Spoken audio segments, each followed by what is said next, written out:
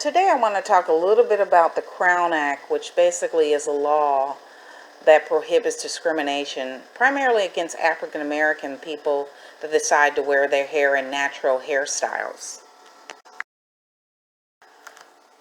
The Crown Act was first passed by the state of California in 2019, and 6 other states have followed by passing the Crown Act. Some of the states are Maryland, New Jersey, New York, the state of Washington, Colorado, and the city of Cincinnati. In addition to that, the Crown Act is being pushed by various coalitions in order to enact a federal law so that we can stop this hair discrimination once and for all. I think that a lot of African American, especially men, don't realize when they're saying that they want an African American woman to wear her hair natural, that a lot of African American women over the years have not had much of an option as to whether or not they're going to wear their hair natural, primarily because they faced hair discrimination in the workplace. Now that we have the Crown Act being introduced on a national basis, hopefully it will be adopted and become a federal law because it's needed.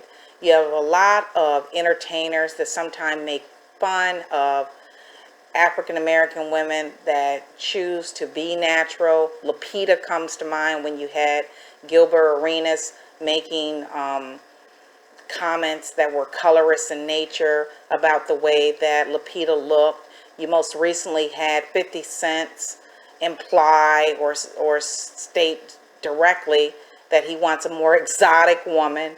I can't think of anything more exotic than an African American woman myself, especially if they're able to wear their hair in natural hairstyles, but I digress.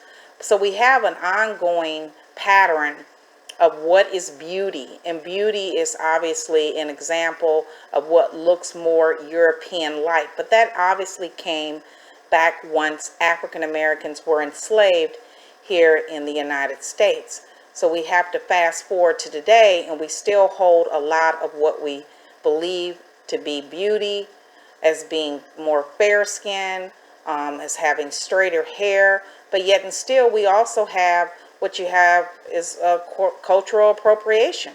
We have various entertainers coming out and calling their hairstyles Bo Derek, if you will. I think Kim Kardashian comes to mind when I say this. Luckily, we have the social media where people can raise their voices and say, no, this is cultural appropriation. So when we look at beauty and we look at what is exotic, African American women have always been considered exotic.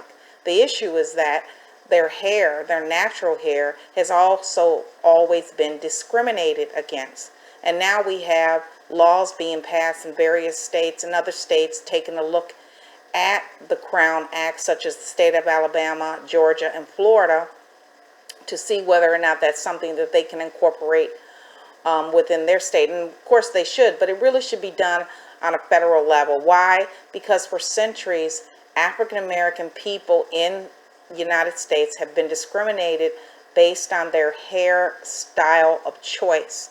So anytime an African American, both male or female, wanted to wear their hair in a natural state, they were always facing discrimination at work. With that being said, we still have a lot of African American, especially those whose voices can be easily heard, such as entertainers, making derogatory statements about African American women in particular, that choose to wear their hair natural or choose to look more natural in nature. And we have these entertainers making derogatory statements about them, but at the same time, then we have people making jokes when an African American woman wants to wear a weave.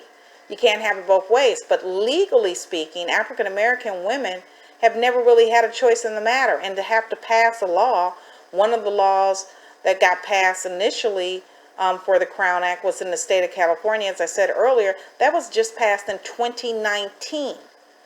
So you look at over the years, you got people pointing out, oh, they're wearing a weave, or they're wearing their hair in a wig, or they're doing this and they're doing that, and they're making fun of African American women, when in fact, African American women have not been able to wear their hair in natural hairstyles such as cornrows or locks, etc., and then turn around and go to work the next day if they're working a professional job, or even if they're working a blue collar job, a white collar job, or a blue collar job. It didn't really matter. They were being discriminated against. We even have the Army that does allow women and I think men to wear their hair in braids now, but at one point they didn't even allow that. So you can't have it both ways. You can't sit here and criticize a black woman or a black man, for that matter, to wear their hair natural and then turn around and say that you want someone natural. You know, you can't have it both ways. But there's nothing more exotic than the different styles that African American women in particularly can wear in their hair. And that's one of the reasons why it was outlawed in the state of New Orleans back in 1786 with the tie-gun law. You know, eventually they repealed the law once the British took over, or the English took over, but nonetheless African American women were still wearing their hair in hair wraps. And then we go back into the go fast forward into the 1950s and 60s, where African American women began to work in more professional roles, because before then, in the 1940s, 20s, and 30s, oftentimes African Americans had more domestic roles. So it wasn't even until the 60s, this is all very recent, that African Americans were able to do more white collar jobs on a more mass level based on the ratio. With that being said, as African American women entered into the workforce on a non-domestic manner, they too were discriminated against their hair. They were even discriminated against their hair styles when they were domestic workers primarily. So we have to be happy that we have the Crown Act, but also look forward to pushing the Crown Act forward so that it can become a national law. It's more than time. It's needed, and it's been, you know, since slavery that hair discrimination has been allowed in this country.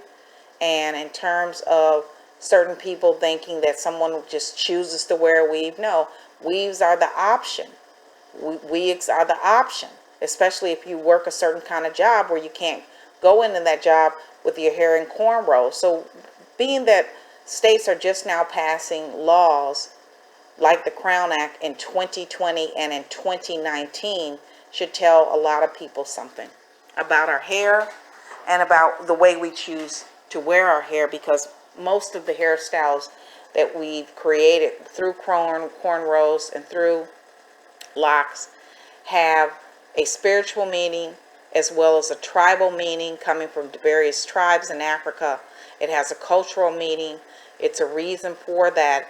And the colorism and the good hair mentality has got to be addressed.